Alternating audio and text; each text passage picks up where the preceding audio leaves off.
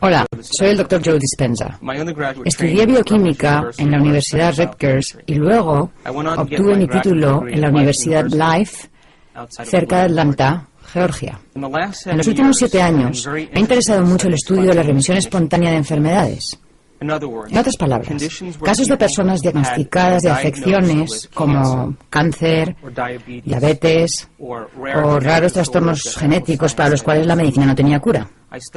Estudié a gente con trastornos cardiovasculares como taquicardia o arritmia, hipertensión, a gente que tenía elevados niveles de colesterol, enfisema, problemas endocrinos como trastornos tiroideos, y me interesaba saber si existían factores en común entre estas personas.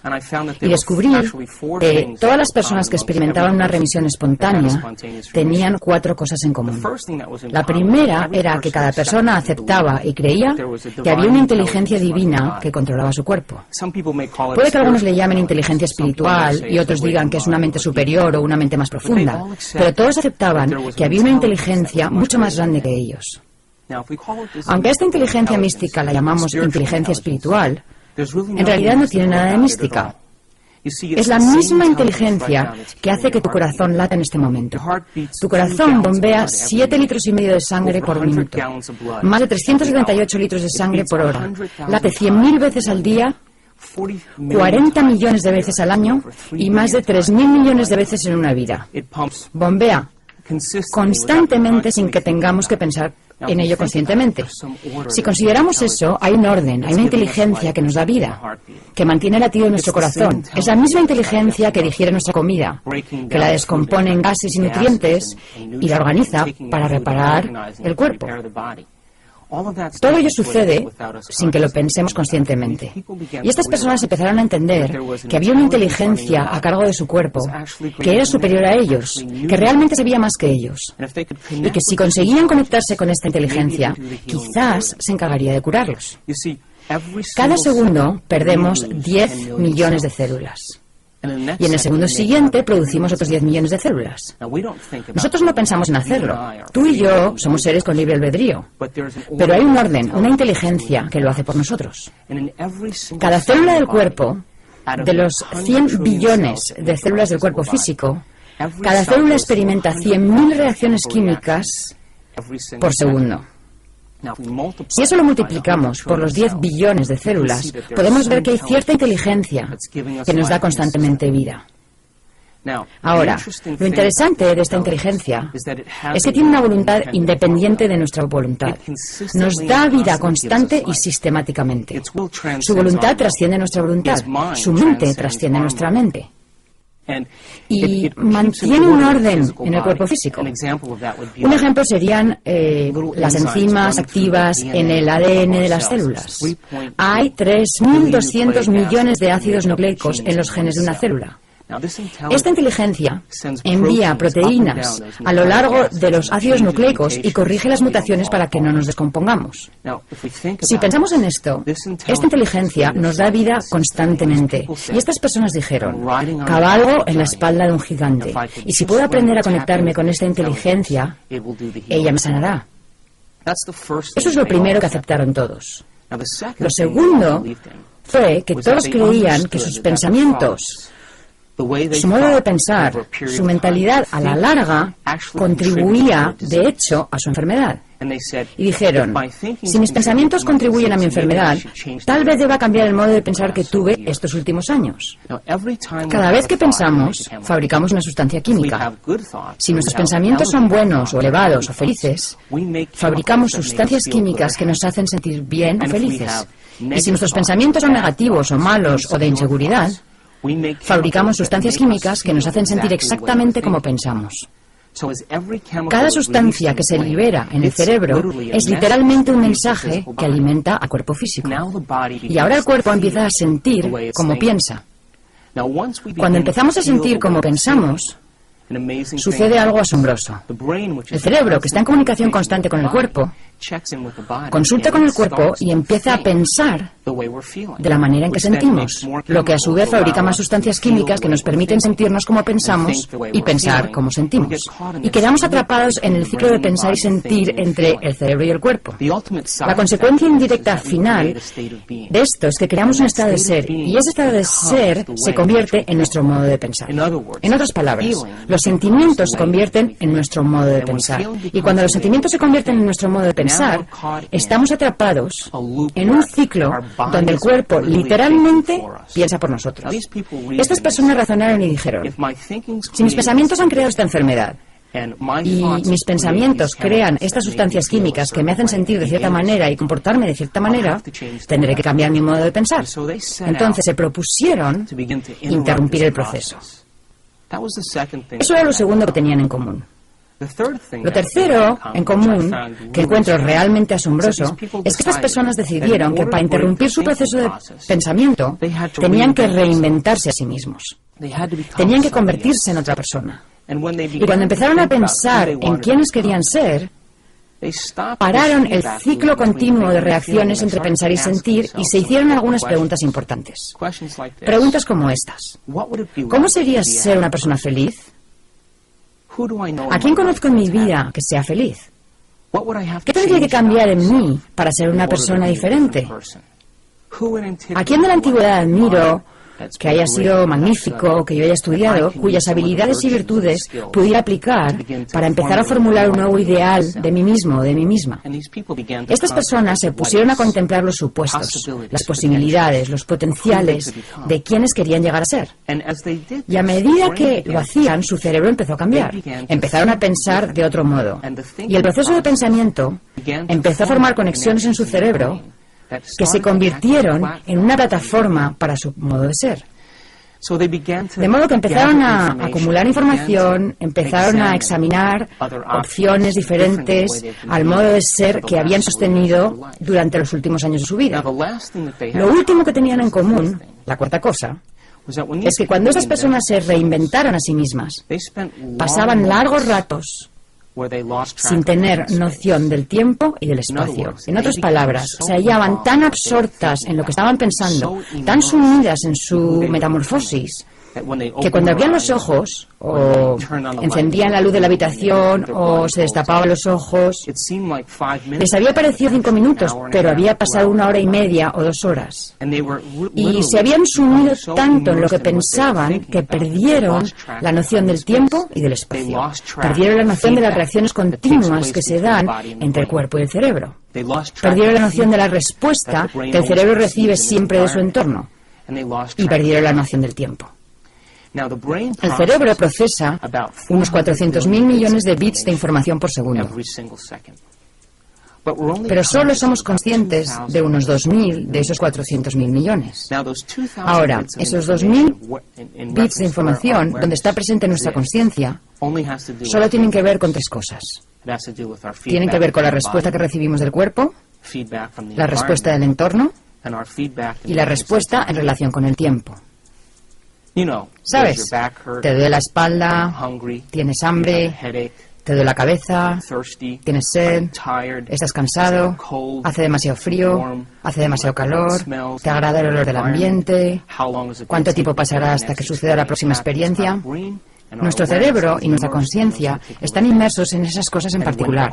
Y cuando nuestro cerebro está inmerso en eso, aunque procese 400.000 millones de bits de información, nuestra conciencia está puesta en solo 2.000 de esos 400.000 millones y tienen que ver con el cuerpo, el entorno y el tiempo. Estas personas que tuvieron remisiones espontáneas trasladaron su conciencia desde esas cosas en particular hasta esos otros bits de información. Y al hacerlo, como lo estamos empezando a aprender desde una perspectiva científica, en ese momento el cerebro empieza a diseñar circuitos nuevos y nuevas conexiones. Así que este fue el inicio de un estudio muy interesante para mí, porque quería saber, a partir de esos 4 factores, qué sucedía en el cerebro de esas personas que determinaba lo que sucedía en su cuerpo físico. ¿Sería posible que hubiera cambiado su mentalidad y que el cambio de mentalidad tuviera un efecto fisiológico en el cuerpo físico? Algunas de estas personas no eran vegetarianas, no usaban cristales, no ayunaban, no acudían a terapias alternativas, lo único que hicieron fue cambiar su mentalidad. Y al cambiar su mentalidad, se produjeron resultados tangibles en sus vidas. Entonces inicié el proceso de entender cómo el cerebro crea nuevos circuitos y nuevas conexiones. Ahora, quiero hablar un poco acerca de cómo ha progresado la ciencia en los últimos 200 años y lo relacionaré con nuestra comprensión del cerebro. En el siglo XVII vivió un hombre llamado Descartes. Era un científico francés. Un día estaba sentado junto a una fuente y trataba de entender la naturaleza de la realidad. Sentado junto a la fuente dijo: vaya, me cuesta integrar estas dos ideas. Hay un mundo objetivo, un mundo al que él llamó la esfera de la ciencia, donde las cosas se comportan como una máquina. Dijo: la Tierra y todas sus leyes y toda la realidad física se comportan de manera muy física. Y esas características físicas son muy predecibles y muy repetibles. Y dijo: voy a llamar a eso la esfera de la ciencia. Y cualquier cosa que tenga que ver con lo objetivo o lo muy grande, lo puede estudiar la ciencia. Y luego dijo: cualquier cosa que tenga que ver con la mente o con nuestro mundo subjetivo o la realidad subjetiva, se lo voy a dejar a la religión, porque la religión lo maneja mejor. Y lo que Descartes estaba diciendo realmente era que quería tener la libertad de poder estudiar la ciencia sin tener que lidiar con esos otros asuntos. Así que la Iglesia empezó a centrarse en todos los principios del mundo subjetivo y la mente. La Iglesia pasó a ser siempre la mente, nunca la materia. La ciencia, siempre la materia, nunca la mente. Las cosas funcionaban realmente bien, porque hasta ese momento la Iglesia, al inmiscuirse en la ciencia, había causado algunos problemas, y la ciencia, al inmiscuirse en la mente, también. Porque si nos fijamos en Bruno o Galileo, vemos que al hacer sus singulares observaciones, desafiaron a la Iglesia y, por supuesto, encontraron algunos baches en el camino. Esto lo vino muy bien a Descartes, porque solo tuvo que lidiar con asuntos predecibles, pues era científico por naturaleza. No quería lidiar con la influencia de la Iglesia, porque si vemos la historia, si estudiamos a Galileo Galilei o a Giordano Bruno en años anteriores, cuando dijeron que la Tierra ya no era el centro del universo, fueron perseguidos por la Iglesia porque iba en contra de las doctrinas mismas que regía la Iglesia. Así que Descartes ahora tenía la libertad para estudiar la naturaleza de la realidad. Y las cosas funcionaban muy bien, y a través de la observación empezaron a desarrollarse las leyes científicas. En el siglo XVIII apareció Isaac Newton, y Newton básicamente dijo que hay ciertas leyes definitivas a las cuales podemos atribuir realmente un valor científico. Él sabía que la fuerza, la masa y la aceleración están relacionadas. Y Newton dijo: si conozco el punto de partida de algo y conozco su velocidad o su aceleración, puedo determinar hasta dónde va a llegar. Y gracias a Newton podemos enviar un cohete a la Luna si sabemos la distancia de la Tierra a la Luna, la rotación de la Tierra y la velocidad de ese cohete. Gracias a las leyes y a la física newtonianas, podemos hacer algunas cosas muy específicas basándonos en las leyes de lo muy grande y de lo muy objetivo. Y las cosas iban muy bien, la ciencia siguió surgiendo. En el siglo XIX aparece Albert Einstein, que luego presenta su teoría de la relatividad y su teoría de la luz. Einstein dijo básicamente: nada puede viajar más rápido que la velocidad de la luz. Cualquier cosa, como un objeto o materia que viaje más rápido que la velocidad de la luz, finalmente se convertirá en energía. Debido a sus leyes y a su comprensión de la relatividad, hizo que surgieran comprensiones aún mayores acerca de la realidad objetiva. Cuando Einstein publicó sus artículos, lo más asombroso fue que su información no tenía realmente notas de pie, lo cual dejó atónitos a la mayoría de los científicos de su época. Fue un visionario y entendía cómo funcionaban las cosas porque usaba su mente. Y las teorías de Einstein llevaron a la ciencia a un mayor grado de aceleración. Y después de eso, Einstein empezó a trabajar con el principio del efecto fotoeléctrico. Lo que hizo fue aplicar corrientes eléctricas muy fuertes a placas de acero. Quería ver la energía que emitía en cuanto a electrones, protones y neutrones.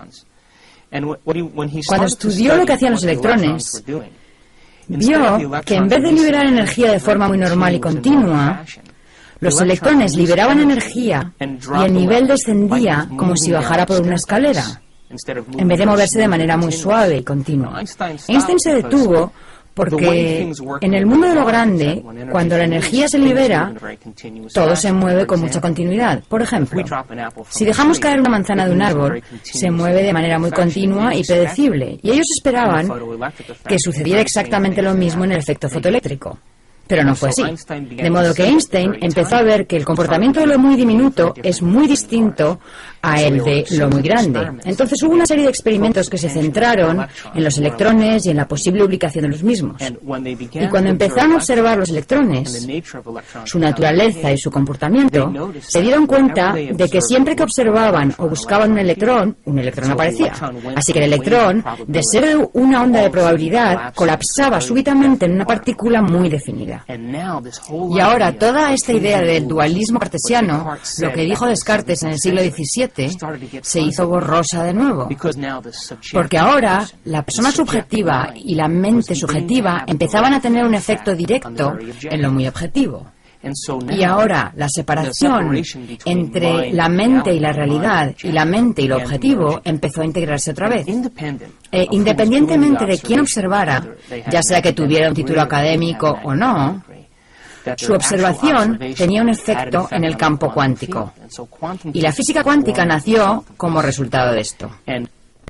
Y eso quiere decir que todos nosotros, cada persona, al margen de su credo, de su cultura, de su sexo, de su edad o de su raza, cada persona, cuando se le pide que observe algo, tiene un efecto en lo muy diminuto. Todos participamos en la naturaleza de la realidad.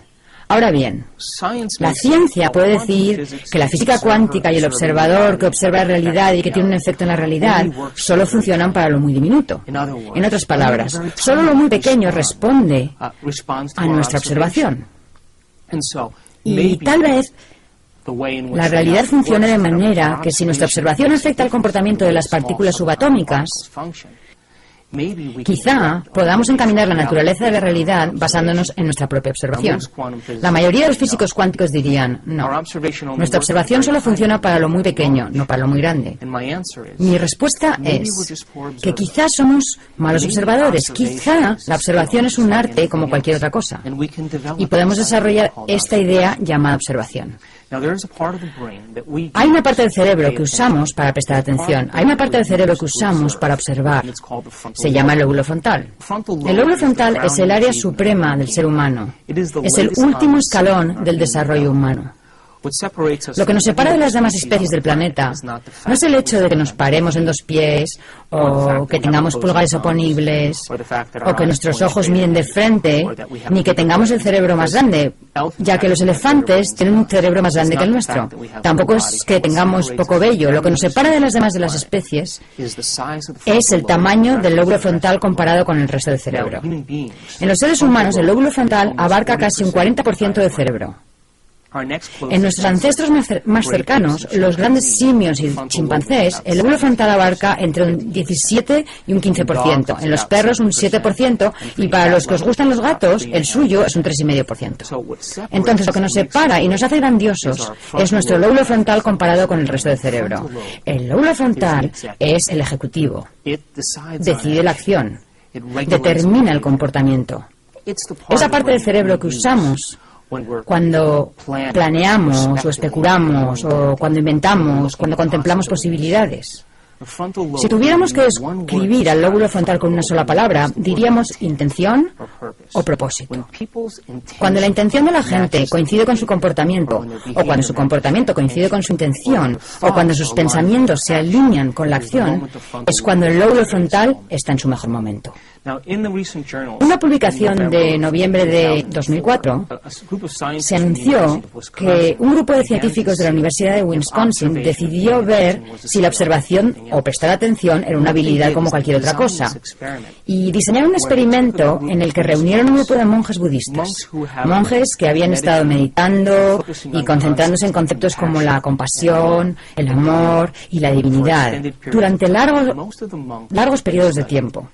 La mayoría de estos monjes había pasado entre 10.000 y 50.000 horas de meditación. Así que esta gente sabía prestar atención. Formaron otro grupo de control con personas que nunca se habían centrado en algo con su mente desde su interior. Y les dijeron a los monjes, ¿entrenarían a esta gente durante una semana para ver si aprenden a desarrollar el arte de la meditación? Entonces, conectaron unos 256 electrodos en todo el cerebro de los monjes para medir qué tipo de actividad se registraba cuando estos monjes prestaban atención, y luego harían lo mismo con el grupo de control. Cuando estos 8 monjes se conectaron a estos escáneres, cuando se concentraron en un concepto como la compasión, cuando se concentraron en una idea dentro de sí mismos, su lóbulo frontal se encendió como nada que hubiesen visto los científicos anteriormente. La actividad del lóbulo frontal era enorme. Al compararlo con el grupo de control, la gente que recién aprendía a concentrar su mente y a prestar atención, su capacidad de mantener fijo ese pensamiento había tenido muy poco efecto en el lóbulo frontal. Los científicos sabían que un área específica en el lado izquierdo del lóbulo frontal es donde experimentamos alegría y felicidad.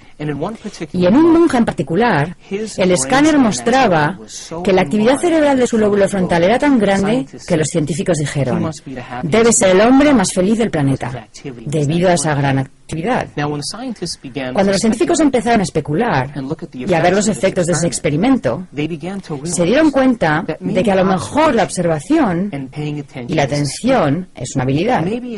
Tal vez, al igual que el tenis o el golf, podemos desarrollar la habilidad de prestar atención. Y si desarrollamos esta habilidad, tendríamos cada vez más capacidad y como efecto y resultado nuestro cerebro realmente cambiaría. De modo que la observación es una habilidad como cualquier otra.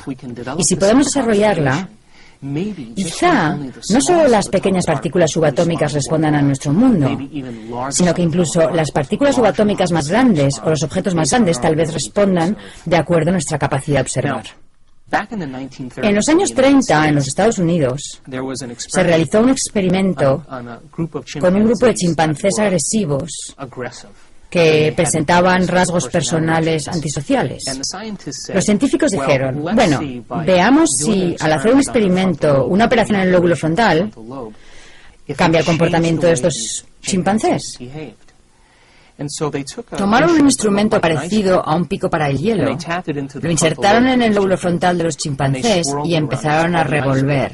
Lo llamaron el experimento pico de hielo, y después del experimento, los monos se volvieron muy dóciles y muy controlables y dejaron de ser agresivos hacia los demás chimpancés. Durante esta época, en los Estados Unidos, a finales de los 30, las instituciones psiquiátricas estaban atestadas de gente con la misma enfermedad, trastornos de personalidad antisocial y rasgos agresivos.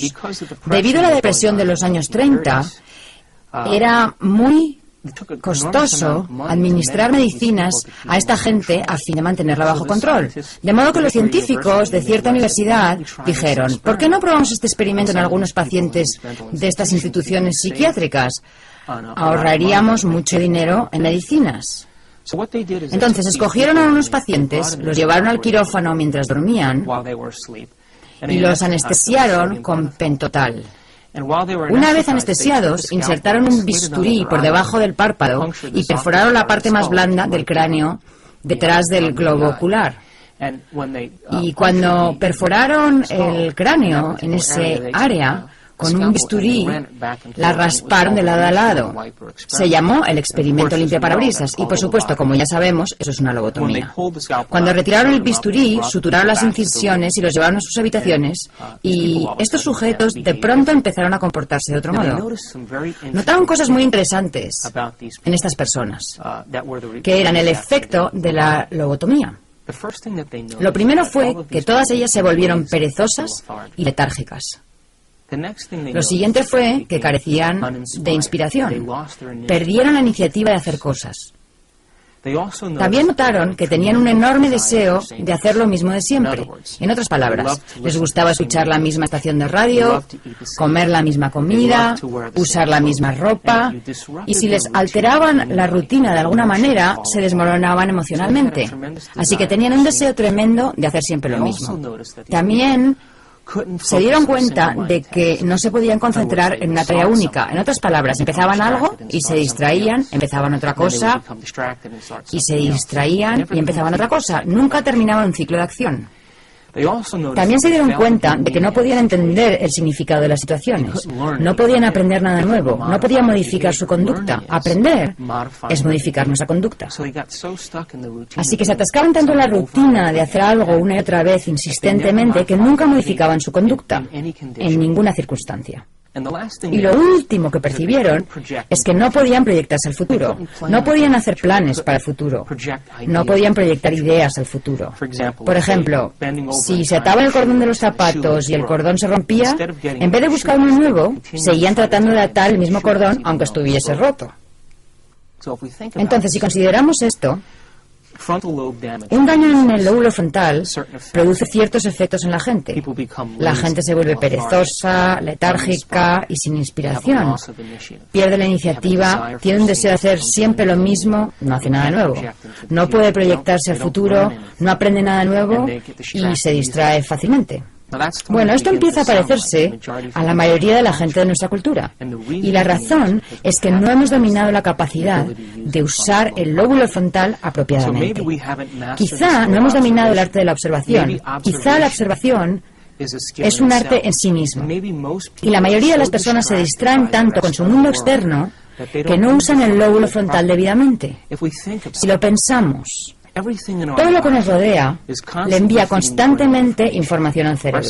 Nuestros sentidos nos permiten interpretar la realidad. Nuestros sentidos nos permiten responder a la información del mundo exterior. Mientras creamos que el mundo exterior es más real que el mundo interior, siempre usaremos los mismos circuitos del cerebro para procesar esa información.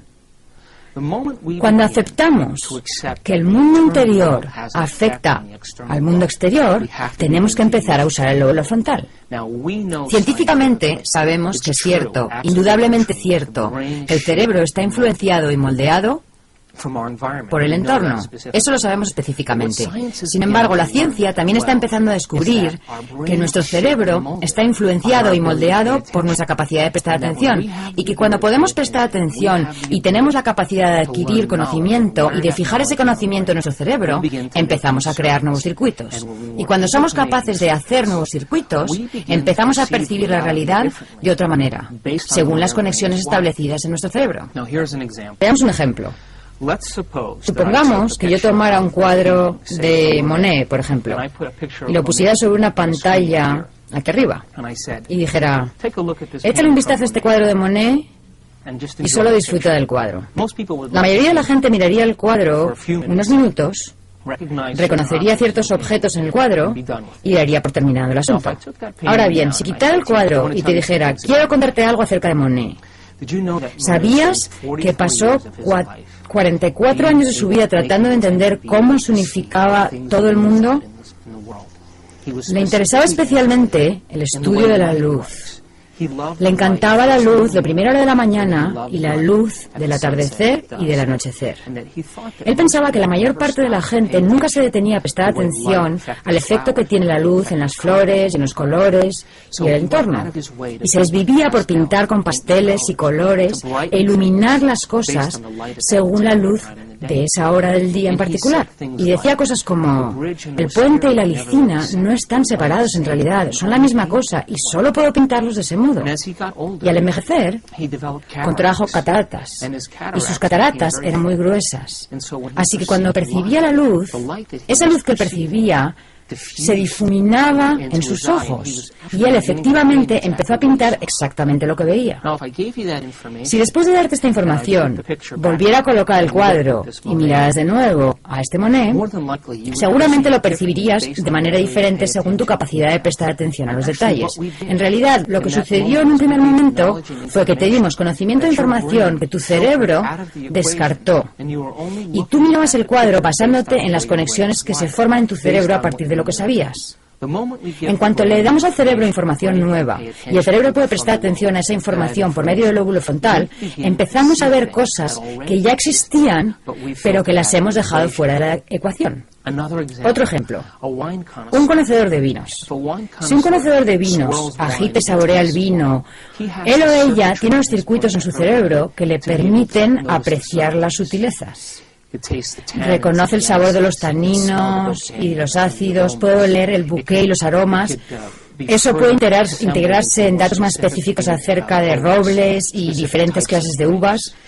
Y puesto que su cerebro ha sido educado y él ha establecido circuitos y porque ha puesto atención en percibir las diferencias en la realidad llamada catar el vino, es capaz de percibir las sutilezas. Ahora bien, para la persona que no tiene los circuitos instalados de esa experiencia en particular y que no tiene las conexiones en su cerebro que le permitan saber qué buscar, ese vino sabrá como cualquier otro vino.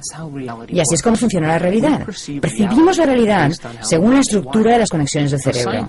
Los científicos han hecho ciertos experimentos para comprobar si esto es realmente cierto, y llegaron a la conclusión de que sí que lo es.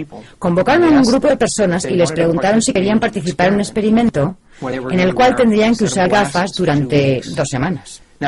Ahora bien, estas gafas no eran comunes y corrientes. Estaban divididas a la mitad, y al mirar a la izquierda se veía azul y al mirar a la derecha, amarillo. Así que las lentes estaban separadas de manera que un lado era azul y el otro amarillo. Y les dijeron, queremos que uséis estas gafas para todo lo que hagáis durante el día. Usadlas cuando llevéis a vuestros niños a la escuela, cuando vayáis a trabajar, usadlas para todas vuestras actividades habituales. Y usadlas durante 2 semanas. Entonces, diferentes personas usaron estas gafas cierto tiempo y al final del experimento se los invitó a regresar al laboratorio. Cuando los participantes llegaron al laboratorio se les dijo, lo que queremos ahora es que miréis este trozo de papel. Era una hoja de papel blanco. Y les preguntaron, ¿qué color veis cuando miráis este papel? Cada una de las personas que participó en el experimento dijo, es una hoja de papel blanco. Bien, les dijeron, mirad a la izquierda. ¿Veis un trozo de papel azul allí? No, respondieron. ¿Y cuando miráis a la derecha, veis un trozo de papel amarillo? Dijeron, no. Así que los científicos tuvieron que dar marcha atrás, porque se dieron cuenta de que esas personas estaban coloreando la realidad de acuerdo con su memoria. Estaban revistiendo la apariencia de las cosas según los circuitos que ya tenían instalados.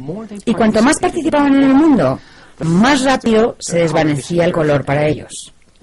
Esencialmente, eso es lo que hacemos en la realidad.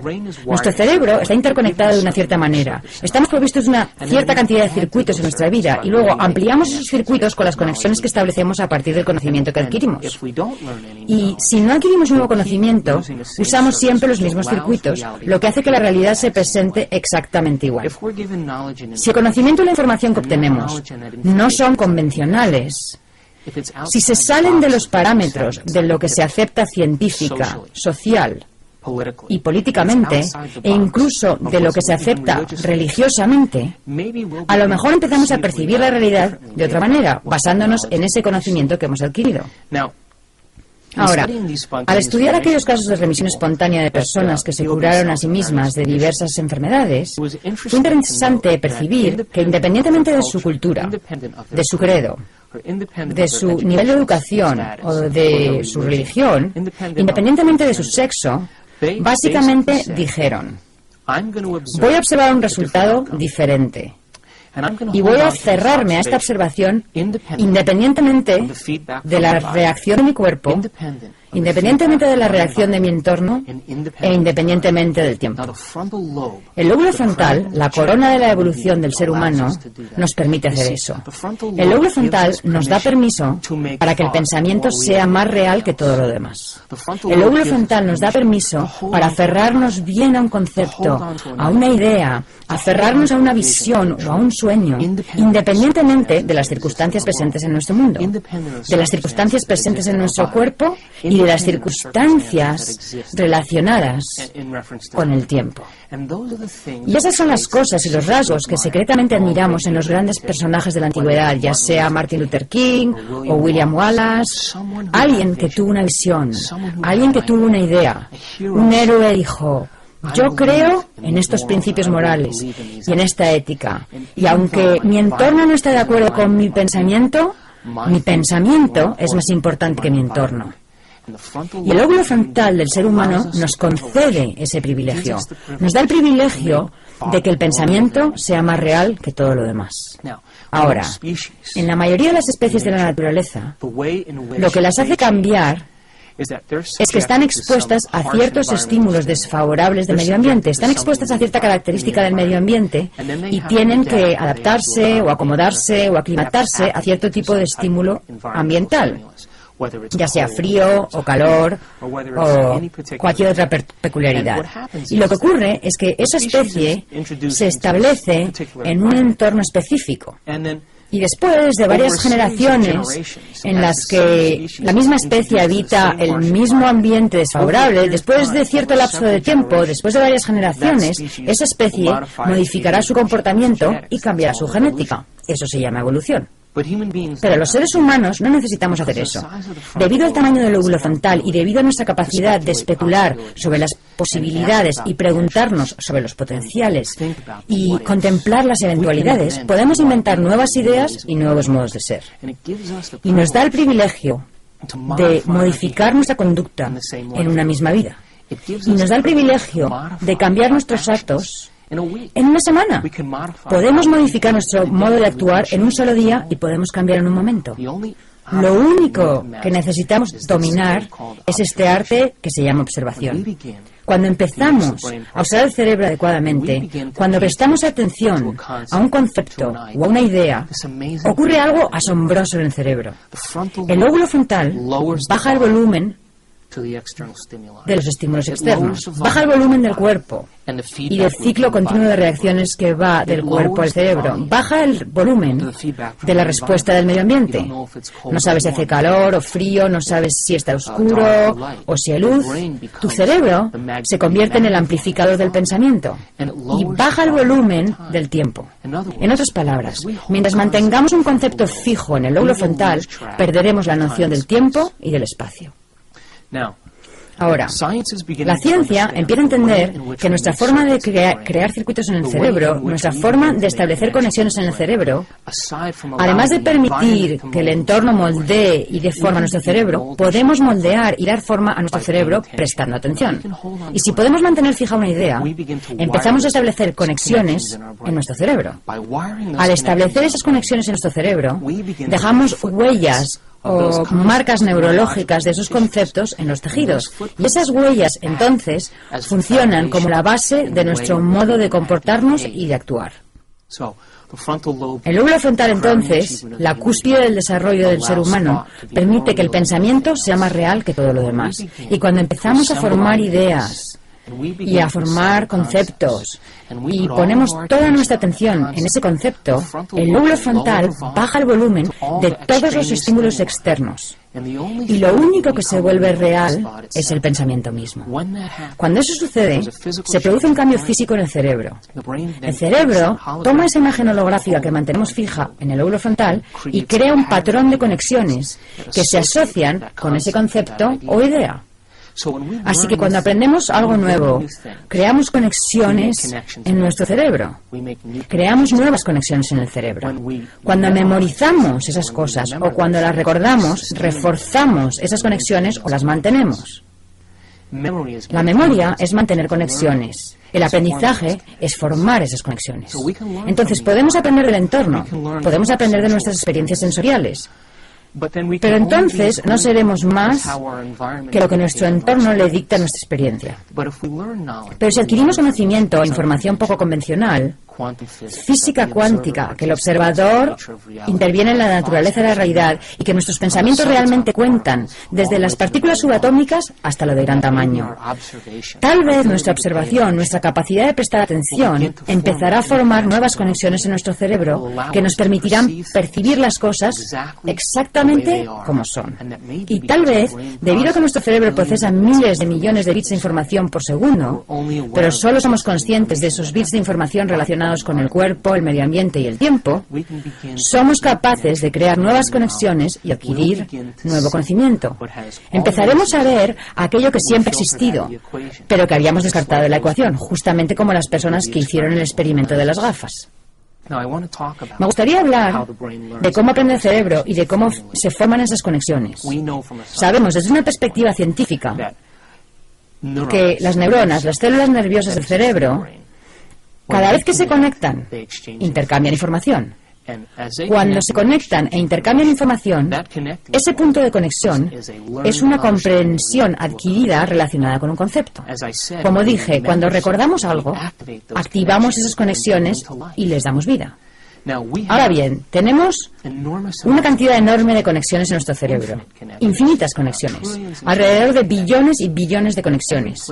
Y cada punto en el que esas neuronas se conectan e intercambian información traza un mapa, un patrón o una secuencia que refleja cierta idea, algo que hemos aprendido, un rasgo, un comportamiento, un talento, una tendencia e incluso un sentimiento. Y todas esas conexiones son la suma total de lo que somos como individuos. Todas las personas son diferentes, pues han tenido experiencias diferentes en su vida, han adquirido un conocimiento diferente y están provistos de cierta cantidad de conexiones genéticas. Y eso básicamente constituye nuestro punto de partida como individuos. La mayoría de las personas en determinado punto de sus vidas dependen de esos circuitos establecidos y nunca aprenden nada nuevo. Dejan que los sentimientos se conviertan en su forma de pensar.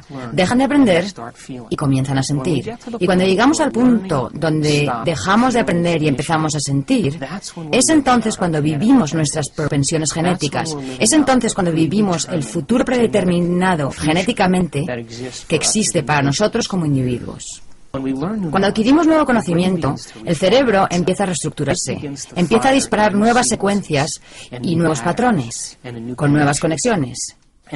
Y si podemos mantener estas conexiones durante un largo periodo de tiempo, podemos modificar y cambiar nuestro comportamiento. Y lo que ocurrió con las personas que tuvieron remisiones espontáneas es que adquirieron conocimiento y aplicaron ese conocimiento al plantearse posibilidades. Y comprendieron que si conseguían conectarse con esa inteligencia que hacía latir su corazón y digería sus alimentos, si lograban susurrar al oído del gigante que controlaba su cuerpo físico, que sabía crear células, que sabía organizar el ADN, si conseguían igualar su voluntad a la suya, si conseguían igualar su mente a la suya, si conseguían igualar su amor por la vida al de esa inteligencia, ya que era eso lo que continuamente les daba vida. Pensaron que entonces el hecho de cambiar sus pensamientos enviaría una nueva señal a sus células y que establecer nuevas conexiones en su cerebro causaría finalmente un nuevo efecto fisiológico en su cuerpo. Así que el proceso de reinventarse significaba reorganizar esos circuitos hacia un ideal más extraordinario de sí mismos. El cerebro aprende de dos maneras distintas. El aprendizaje está dividido en dos áreas diferentes. Cuando aprendemos algo y lo memorizamos, hay un área en particular llamada aprendizaje explícito. Otro nombre que se le da al aprendizaje explícito es el aprendizaje declarativo o memoria declarativa. La memoria declarativa son cosas que podemos declarar. Uno de los aspectos de la memoria declarativa es el conocimiento, la información, la filosofía. Por ejemplo, cuando adquirimos nueva información, nuevo conocimiento, datos intelectuales, filosofía, cada vez que hacemos eso, el cerebro crea determinado tipo de circuitos. El segundo tipo de memoria declarativa se llama experiencia. Las experiencias, por lo tanto, son cosas que podemos declarar. Puedo declarar que yo soy un hombre, puedo declarar que sé dónde estaba el 11 de septiembre, puedo declarar que me gustan las manzanas, porque he vivido esas experiencias. Los sistemas de memoria del cerebro relacionados con la memoria declarativa tienen una secuencia muy específica según la cual el cerebro estructura esa información. Se estructura en el cerebro pensante, en la parte del cerebro donde existe la consciencia presente. Y esa secuencia de conocimiento y de experiencia en particular permite que el cerebro funcione en la realidad. Podemos manejarnos en el mundo exterior debido a que usamos conscientemente la memoria declarativa para tomar decisiones. Usamos conscientemente la memoria declarativa para proyectar el futuro. La usamos conscientemente para desempeñarnos en nuestro mundo, para tomar decisiones todos los días. Ese sistema de memoria permanece intacto para que podamos desenvolvernos en nuestro mundo. El segundo sistema de memoria se llama memoria implícita. Los sistemas de memoria implícita son muy poderosos, pues los recuerdos implícitos son cosas que no podemos declarar. Se llama memoria no declarativa. Los recuerdos no declarativos son cosas tales como habilidades, hábitos, condicionamientos, rasgos, tendencias e incluso comportamientos. Esos rasgos y comportamientos los hemos practicado y ejercido tantas veces que ya no necesitamos pensar en ellos. Se llaman recuerdos de procedimiento y tenemos cientos de esos recuerdos estructurados en el cerebro. Esos recuerdos de procedimiento son cosas como maniobrar la palanca de cambios de nuestro coche. Cuando usamos la palanca de cambios, lo hemos hecho tantas veces que ya no tenemos que pensar en ello. Está fijado neurológicamente como un circuito completo.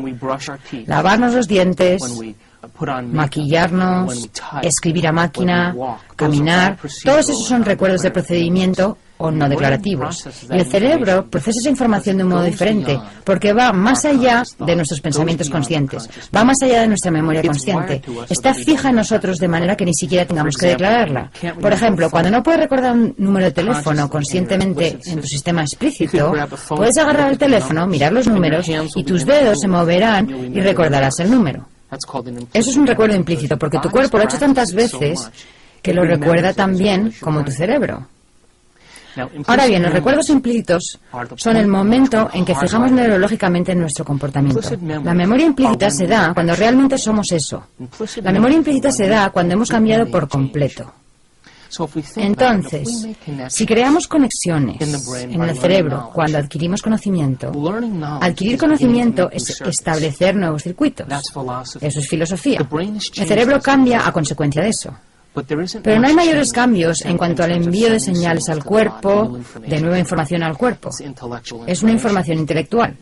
Cuando vivimos una nueva experiencia, cuando personalizamos ese conocimiento, cuando personalizamos o aplicamos ese conocimiento, podemos generar una experiencia nueva. Y esa nueva experiencia, entonces, nos permite estructurar y cambiar nuestro comportamiento. Por lo tanto, el conocimiento aplicado crea una nueva experiencia. Esa experiencia crea un cierto número de circuitos en el cerebro que amplía el conocimiento que hemos adquirido. Y entonces podemos declarar que hemos vivido una nueva experiencia. Así que el conocimiento es pensar. Es nuestro cerebro pensante. Cuando adquirimos nuevo conocimiento, aprendemos a pensar a partir de ese conocimiento. La experiencia requiere que el conocimiento se aplique, y eso se llama acción. Ese es el lado activo del aprendizaje del cerebro. Podemos tener una experiencia basada en el conocimiento que hemos adquirido. Podemos aplicar ese conocimiento y tener una experiencia nueva. Pero eso no basta. Porque cuando tenemos una nueva experiencia, la idea es que seamos capaces de repetir esa experiencia. Y cuando repetimos esa experiencia una y otra vez, empezamos a conectarnos a ese sistema de memoria implícita. Y esa nueva forma de recordar algo se llama ser ese algo. De hecho, ahora lo estamos siendo. De modo que aprender, adquirir nuevo conocimiento es la parte pensante del cerebro. Aplicar ese conocimiento y lo que hemos aprendido, aplicar nuestro pensamiento para tener una nueva experiencia, modificar nuestro comportamiento para tener una nueva experiencia, eso se llama hacer o acción. Y cuando somos capaces de repetir esa experiencia continuamente, una y otra vez, y volver a repetirla una y otra vez, empezamos a conectar el cerebro a ese sistema implícito llamado ser eso. Cuando somos algo, ya no necesitamos pensar más en eso. Se ha fijado de forma permanente, es un proceso natural, es una segunda naturaleza y es fácil. Y esas personas que tuvieron remisiones espontáneas, cuando empezaron a adquirir nuevo conocimiento y aplicar ese conocimiento para crear nuevas experiencias, no se quedaron ahí. Continuaron hasta que ese sistema quedó instalado en su cuerpo, hasta que realmente fueron capaces de ser eso. Una vez que somos algo, eso se ha fijado permanentemente, de modo que ya no tenemos que pensar en eso. Y la idea es que nuestro cerebro dispone de sistemas automáticos, de programas automáticos que definen nuestra forma de pensar y de sentir toda nuestra vida. Pensar como una víctima, pensar como una persona insegura. Y si tenemos pensamientos de inseguridad, se fabrican sustancias químicas que nos hacen sentir inseguros. Y una vez que nos sentimos inseguros, el cerebro empieza a pensar tal como estás sintiendo. Esas personas que tuvieron remisiones espontáneas de enfermedades, esas personas que se curaron a sí mismas de distintas afecciones, produjeron grandes cambios físicos en su cerebro. Esos cambios no consistieron simplemente en adoptar intelectualmente esa información. No se trató de vivir una experiencia una sola vez. Realmente querían convertirse en alguien diferente. Cuando se reinventaron a sí mismos, cuando dijeron, creo que existe una inteligencia dentro de mí que da vida a cada individuo, ya sea feliz o infeliz, rico o pobre, santo o pecador. Hay una inteligencia que da vida a cada ser humano. Si yo pudiera tener acceso a esa inteligencia y convertirme en alguien diferente, ella le daría vida a esa nueva persona que emerja, sea quien sea. Y si mis pensamientos cuentan, voy a tener que construir unas conexiones neurológicas permanentes en mi cerebro para convertirme en ese nuevo patrón de ser. Y tengo que abandonar y renunciar a esa vieja forma de pensar y sentir que estaba muy ligada a mi entorno, muy ligada a mi manera de pensar en mi mundo, basada en mi viejo yo. Y tal vez aquellos viejos sentimientos y esas viejas conexiones estaban ligados a viejas experiencias. Y tal vez, al reinventarme a mí mismo o a mí misma, habrá un periodo de tiempo en el que no tendré sentimientos. Quizá esas viejas emociones y esos viejos sentimientos estaban ligados a alguna vieja experiencia que fue la verdadera causa de la enfermedad en primer lugar. Y al desprenderse de esos viejos pensamientos y sentimientos, solo con dejarlos y reemplazarlos con una nueva idea del yo, una nueva señal recorrió el cuerpo y la persona realmente se liberó. Y lo único que tuvo que hacer fue separarse de la gente, de las cosas y de las distracciones del entorno, del tiempo, de los episodios, sucesos, y dejar que el pensamiento fuera más real que todo lo demás. En el proceso de ensayar, en el proceso de pensar en quién querían convertirse, en el proceso de pensar en eso una y otra vez, hicieron que esos circuitos se volvieran más permanentes. Comenzaron a crear un nuevo individuo, a emerger como un nuevo ser. Y como resultado de eso, de ese proceso, donde desarrollaron la capacidad de prestar atención, desarrollaron la capacidad de llevar su mente lejos de su cuerpo, de llevar su mente lejos del entorno. Incluso llevaron su mente lejos de la referencia del tiempo. Y cuando hicieron eso, es posible que abrieran la puerta del campo cuántico. Tal vez estaban entrando en un nuevo nivel mental, y cuando eso sucede, cuando podemos hacer que el pensamiento sea más real que todo lo demás, el cerebro empieza a estructurar esos patrones y conexiones que son iguales a lo que somos y en quienes nos estamos convirtiendo. Así que las remisiones espontáneas que tuvieron estas personas tal vez no hayan sido un milagro en absoluto. Tal vez ellos solo se convirtieron en alguien diferente y tal vez creyeron que esta inteligencia los respaldaría y le daría vida a quien sea que ellos fueran. Y tal vez esta inteligencia era más lista y más brillante que ellos y tenía más voluntad que ellos e intervino y les reorganizó el cuerpo. Y lo único que tuvieron que hacer fue convertirse en alguien diferente. Y cuando así lo hicieron, esa inteligencia les dio vida, y su vida cambió, y su salud cambió, y su futuro cambió. Tal vez esas personas que tuvieron remisiones espontáneas renunciaron a los sentimientos y a las emociones que estaban ligadas al pasado. Y en el proceso de convertirse en alguien nuevo, en ese proceso de reinventarse, donde crearon nuevos circuitos con los que operar, abandonaron su pasado y su asociación al pasado y a todos los sentimientos y las emociones que lo acompañaban. Y tal vez las sustancias químicas que alimentaban al cuerpo basadas en esos pensamientos dejaron de fabricarse. Y debido a que ya no se fabricaban, la señal enviada al cuerpo era una nueva señal. Y esa nueva señal enviada al cuerpo no tenía ninguna relación con su asociación a esas actitudes del pasado, a esos pensamientos y a esos sentimientos del pasado, sino que ahora la persona tenía una idea de su futuro, una idea de algo a lo que aspirar. Y entonces, en cuanto empezaron a producir esos cambios, ya no enviaban la misma señal al cuerpo, sino que enviaban una señal nueva basada en lo que eran ahora. De modo que, si consideramos esto, entonces toda la idea de la separación entre mente y materia, la separación entre lo objetivo y lo subjetivo, puede que empiece a integrarse realmente cuando apliquemos todos estos principios. Tal vez la mecánica cuántica nos permita decir que nuestra observación cuenta. Y tal vez el lóbulo frontal, la corona de la evolución del ser humano, nos permita modificar nuestro comportamiento en una sola vida y crear nuevos circuitos y nuevas conexiones que nos proporcionarán un nuevo territorio de ser. Y esta fusión, que será ahora entre mente y materia, básicamente dice esto: mi pensamiento cuenta. Y porque mi pensamiento cuenta, debería tener un efecto directo sobre lo que está más cerca de mí, mi cuerpo físico. Y si podemos integrar esas ideas, hemos dado la vuelta completa y comprendido que no existe la separación, que la mente realmente da vida a la materia y que es nuestra mente como individuos la que puede unirse a una mente mayor. Y al unirnos a la mente mayor, estamos ejercitando el arte de la observación. Ponemos nuestra atención lejos de nuestro cuerpo, ponemos nuestra atención lejos de nuestro entorno y nos olvidamos del tiempo. Y cuando hacemos esto, ahora, la mente pura tiene un efecto directo sobre el cuerpo físico y sobre la naturaleza de la realidad, y afecta directamente a la materia. Y cuando llevamos a cabo esas ideas y las aplicamos en nuestra vida, nos convertimos en los científicos que evaluamos nuestra propia observación. Y tal vez ese sea el entendimiento inicial, el primer entendimiento de lo que significa tener un cerebro inmortal.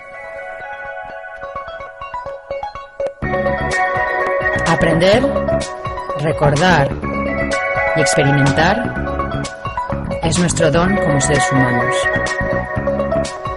Este proceso nos cambia para siempre. Dejar de aprender es dejar de cambiar. Cuando podamos demostrar lo que hemos aprendido, el universo jamás nos abandonará. Nuestro cambio es nuestra evolución.